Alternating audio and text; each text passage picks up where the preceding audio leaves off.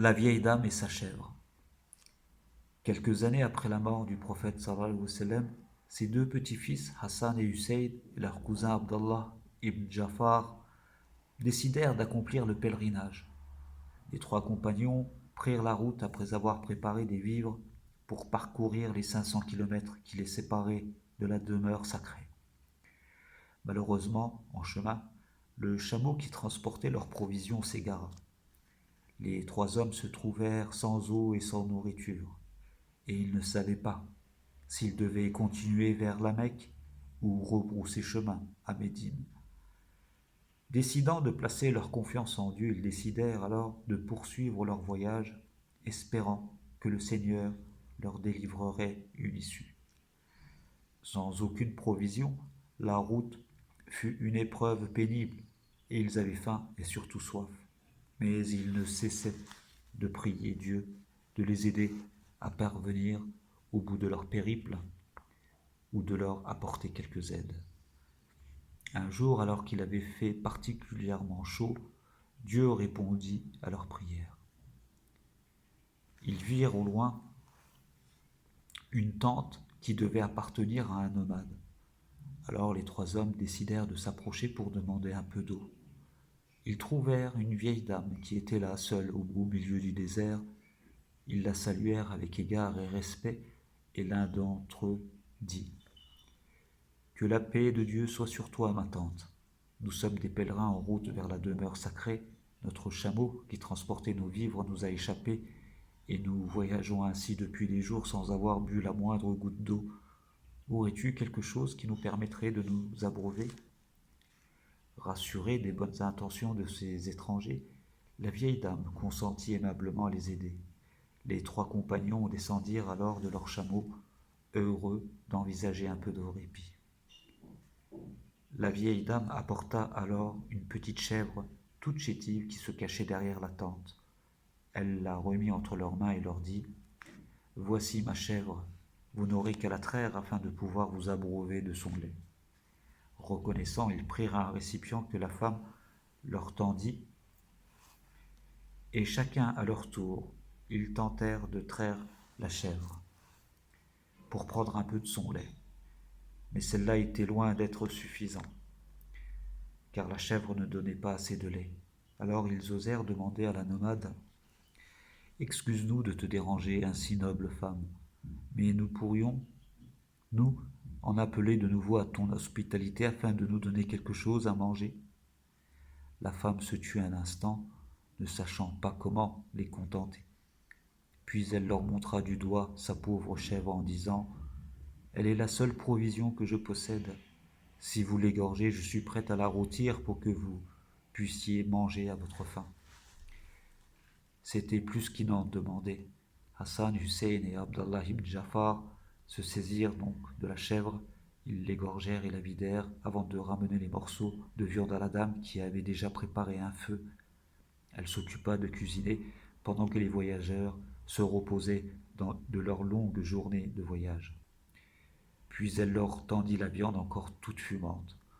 Les trois hommes savourèrent chaque bouchée en remerciant Dieu de sa bienveillance et la vieille dame de sa générosité. Puis, le soir venu, ils décidèrent de prendre congé, pour ne pas déranger la dame plus longtemps. Non sans la vouloir remercier avec déférence et reconnaissance, au moment de prendre la route, l'un d'eux dit « Qu'Allah te récompense pour ta si grande générosité, chère tante. Nous sommes des membres de la famille du prophète, des Hashimi, et nous ne manquerons pas de prier pour toi durant notre pèlerinage. Si après l'avoir accompli, nous retournons sains et saufs à Médine, viens nous y rendre visite, et nous te récompenserons pour ta généreuse hospitalité, Inch'Allah. » Et ils s'en allèrent, laissant là la femme dans l'immensité du désert.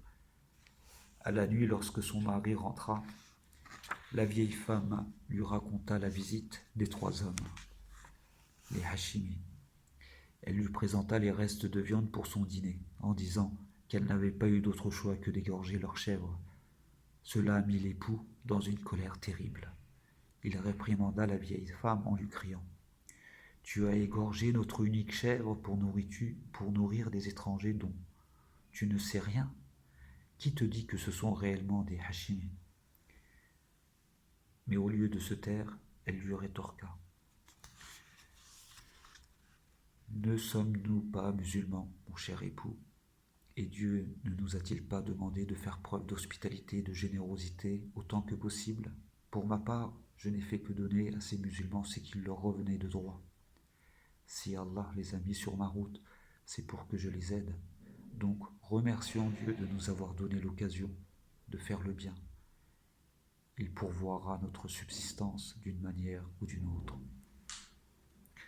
Face à l'aplomb de son époux, l'homme sortit un instant, puis, une fois sa colère calmée, il retourna à la tente en se disant, dans son appréhension, que son épouse avait raison et que Dieu leur viendrait certainement en aide, car désormais il n'avait vraiment plus rien.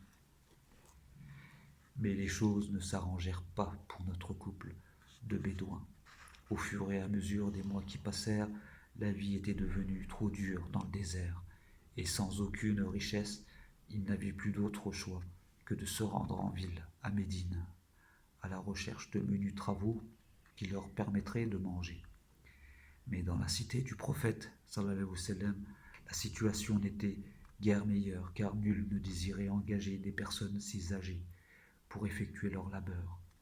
Ainsi, ne trouvèrent-ils rien d'autre à faire que de ramasser les excréments de chameaux pour les vendre aux gens afin d'en faire du combustible.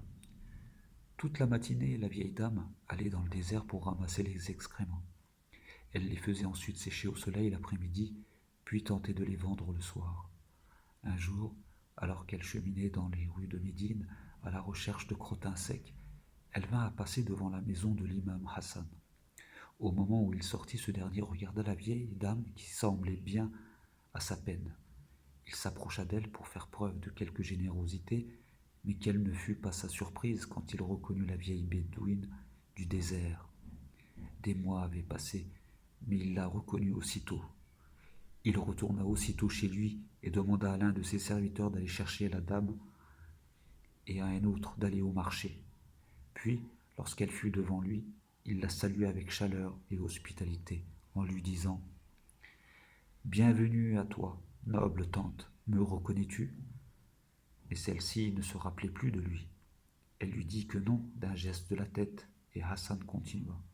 « Je suis l'un des 3 hommes que tu as rencontrés dans le désert. Rappelle-toi, tu nous avais offert le lait de ta chèvre et tu nous as même permis de l'égorger pour nous préparer un repas. » Il fallut un moment à la pauvre femme pour se rappeler de l'imam Hassan, mais quand les souvenirs revinrent à sa mémoire, elle s'exclama « Par Dieu, est-ce bien toi ?»« C'est bien moi, » répliqua l'imam avec un grand sourire. Il la reçut avec hospitalité et lui fit servir un copieux repas, digne de sa reconnaissance envers sa bienfaitrice. Durant le repas, l'imam Hassan s'enquit de la situation de la vieille dame et fut attristé de savoir dans quelle peine elle et son mari se trouvaient. Mais cette dernière ne semblait pas en être malheureuse, elle remerciait Dieu. L'imam Hassan lui aussi remerciait Dieu car il allait enfin pouvoir faire preuve de reconnaissance envers celle qui l'avait sauvé de la faim, ainsi que ses compagnons. Quelque temps plus tard, le serviteur qui l'avait envoyé au marché revint enfin et fit appeler son maître de l'extérieur. L'imam et la vieille dame sortirent, et quelle ne fut pas la surprise de cette dernière quand elle vit devant la maison des chèvres par centaines. L'imam Hassan lui dit alors « Voilà 1000 chèvres, elles sont à toi, en remerciement de ton hospitalité et de ta générosité. » Puis il lui tendit une bourse qu'il mit entre ses 2 mains, fripée et tremblante, en disant « Et voici 1000 dinars. Je sais combien tu t'es sacrifié en nous permettant de nous nourrir de ton unique chèvre. Alors prends cela, c'est le signe de ma profonde reconnaissance. »